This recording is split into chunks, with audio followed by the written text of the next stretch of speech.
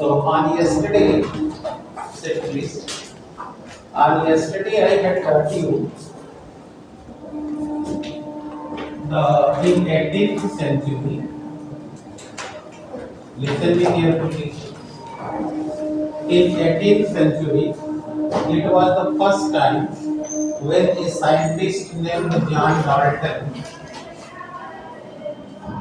has described about the atom. And you have seen in the last 2 days lecture, atom is the smallest particle. बोलिए सही है? Yes, sir. अब English में सुनिए, हिंदी में भी सुनिए, लेकिन आप तो जानते हैं ना, आपको टोटल इंग्लिश में पढ़ाई करनी है, तो धीरे धीरे बनिए। हिंदी भी बोलेंगे जहाँ आपको समझ नहीं आएगा, लेकिन अभी चूंकि पढ़ा चुके हैं, फिर इंग्लिश में बोलना। It's all right? Yes, sir. So on yesterday you have seen John Dalton has described about the atom, and he told atom is the smallest particle of the substance. अब देखिए मैं कैसे बोर्ड पे बोलता जाता हूँ, लिखता हूँ, ये सब तरीके आपको सीख लेना होगा, क्योंकि आगे के क्लासेस में लेक्चर्स आपको मिलेंगे, तो लेक्चर्स को आपको नोटिंग करना, उसको समझना आपको आना चाहिए, इसलिए धीरे धीरे आदत बननी है। देखिए मैं कैसे लिख रहा हूँ, आप भी सीखिए, इसलिए मैंने बताया भी था कि बोर्ड पर रफली जब समझाया जाए तो कैसे बताया जाता है, ये सब नोटिंग करना चाहिए। तो आज भी नोटिंग करने की जरूरत नहीं, क्योंकि ये सब कल का हो चुका है। Only I am reading, that's clear? Yes, sir. Listen. John Dalton has told that atom is the smallest particle of the substance. Yes. Second thing, this is so small that it cannot be divided again. बोला गया था ना? Yes, sir. ये इतना छोटा होता है कि अब आप और किसी तरीके से इसे पुनः विभाजित नहीं कर सकते। नहीं कर सकते। I am saying that thing. It is so small that it cannot be divided again by any techniques. तो ये हो गया नॉट डिविजिबल। देखिए बोला इतना और शॉर्ट में लिख दिया नॉट डिविजिबल, यानी ये हमारा संकेत हमको समझा रहा है, इसका अर्थ है कि it is so small that it cannot be divided again. Clear हो गया आपको? Yes, sir. मुंह से बोलना, अब आपको 2 दिन से अभ्यास करा रहे हैं, आप सबका मुंह खुलना चाहिए। तीसरा मैंने कल बताया कि एक ही पदार्थ के सभी एटम का जो साइज है, शेप है और उसकी प्रॉपर्टीज है, वो सब समान होती है। कल बोला था ना? Yes, sir. जैसे हमारे पास मार्कर है, हमने मार्कर का एग्जांपल दिया था, इस बोर्ड का एग्जांपल दिया था, ये आपकी बुक है। तो जो जैसे एटम, एक एटम इसका होगा वैसा ही एटम इसका नहीं होगा, जैसी प्रॉपर्टी इसकी है वैसा ही इसकी प्रॉपर्टी नहीं होगी। यानी आप ऐसे याद कर लें, जैसे आपने मिठाइयाँ बहुत खाई होंगी, अब जैसे मान लो आप खाए होंगे गुलाब जामुन, है ना, मुंह में मीठा मीठा लग रहा होगा। अब कोई लड्डू खाया हो तो मीठा तो दोनों है, लेकिन दोनों मिठाई एक ही है। No, sir. अंतर होता है कि नहीं? Yes, sir. कितने लोग गुलाब जामुन खाते हैं? जो खाया नहीं होगा देखा होगा, तो देखा होगा तो मजा नहीं आया होगा ना। चलो ठीक है, अब जो नहीं खाया तो मान लो है, वो दूसरे का देख के लज्जेगा, है ना? ये देखिए क्या है, गुलाब जामुन। हाँ, लेकिन हम आपको देंगे नहीं, राइट है? और लड्डू भी देखे होंगे, खाए भी होंगे।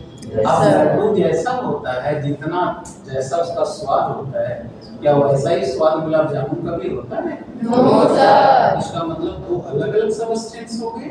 Yes, sir. उनका कोड एक जैसा नहीं है, इसीलिए गुलाब जामुन जैसा लग रहा है वैसा लड्डू नहीं लग रहा है। ये मैंने याद करने के लिए मेमोराइज के लिए एक उदाहरण दिया। Yes, sir. इसीलिए थर्ड पॉइंट में कहा कि the sizes and the shape of one atom or the same substance are similar but varies in the different kind of the substance. Yes. कल बोला गया है ना? Yes, sir. आगे में कहा गया कि their properties, यानी कि उनकी जो भौतिक और रासायनिक गुण है वह एक पदार्थ का एक जैसा होगा और भिन्न पदार्थ का भिन्न होगा। जैसे अभी मैंने गुलाब जामुन लड्डू का उदाहरण दिया या मार्कर का बोर्ड का एग्जाम्पल दिया। That is okay? Yes, sir. What I am saying? If the substances are the variables, so then the shape and sizes and the properties of the substances are not similar. यानी पदार्थ भिन्न तो atom भी भिन्न हो जाएगा। It's okay? Yes, sir. जैसे जैसे देखो आपने हाइड्रोजन का नाम सुना होगा, तो हाइड्रोजन का एटम का प्रॉपर्टी अलग है। Yes. कार्बन है तो उसके एटम की प्रॉपर्टी अलग होगी। सोडियम है तो बोलो उसके एटम की प्रॉपर्टी अलग होगी। क्यों अलग होगी बेटे? क्योंकि ये सब अलग अलग है। समझ आ गई ना? Yes, sir. इतनी प्रॉपर्टी हम डिस्कस कर लिए, कल लिख भी दिए थे, आपने भी नोट कर लिए। Yes, sir.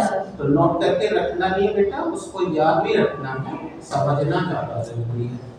तो इतना नॉलेज अभी जो हमने डिस्कस किया वो था जॉन रॉबर्ट।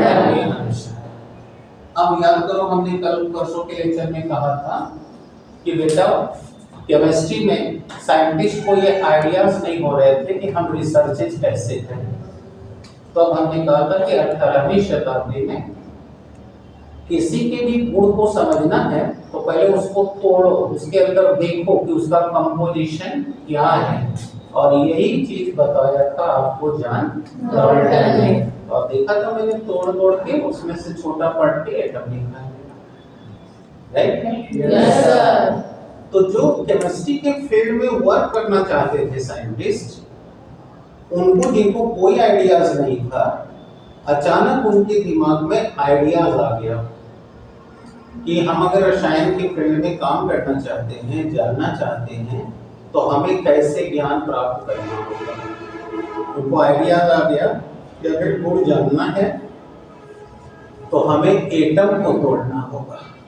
और अभी आप डाल्टन की थ्योरी में सुने हो कि अब ये एटम इतना छोटा है कि इसे तोड़ा नहीं जा सकता। तो अब इस फील्ड में आए डाल्टन के बाद Berzelius, J Thomson, Goldstein,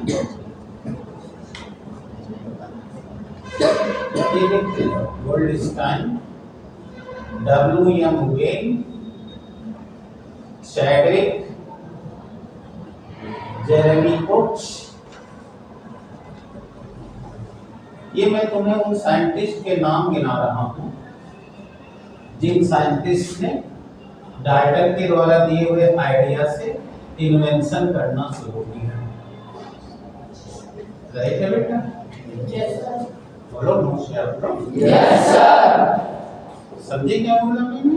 Yes, sir. अभी तक तो कोई नॉलेज नहीं था, लेकिन जब डाल्टन ने बताया कि भाई आपको किसी चीज को जानना है कि उसकी प्रॉपर्टीज क्या है, तो आपको उसको ब्रेक करना होगा, तोड़ना होगा। तो डाल्टन अपने जमाने में जो भी तोड़ने के संसाधन थे, जैसा मैंने पिछले दिन आपको एक तोड़ा कैसे जाएगा समझा चुका हूँ, है ना बेटा? Yes, sir. भूल जा रहे हो क्या?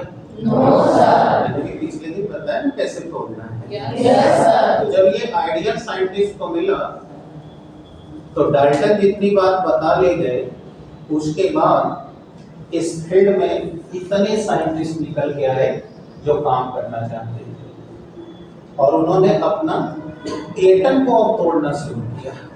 अब पिछले दिन का लेक्चर याद करो कि पिछले दिन हम लोग एटम को पहले हाथ से तोड़े, हाथ से तोड़ना बंद हो गया, डिवाइसेस से तोड़े, Yes, sir. और डिवाइसेस से तोड़ते तोड़ते जहां अब टूटना बंद हो गया, उससे स्मॉलेस्ट पार्टिकल कहा गया, और उससे कहा गया कि ये पुनः नहीं तोड़ा जा सकेगा, और इस स्मॉलेस्ट पार्टिकल को कहा गया एटम। ठीक है? Yes, sir. अब साइंटिस्ट ने एटम को तोड़ना शुरू किया, यानी जिसे उन्होंने कहा था कि नहीं तोड़ा जा सकता, अब उसे तोड़ने के लिए अब तुम्हारे दिमाग में आ रहा होगा कि अब कौन सी टेक्नोलॉजी इस्तेमाल की।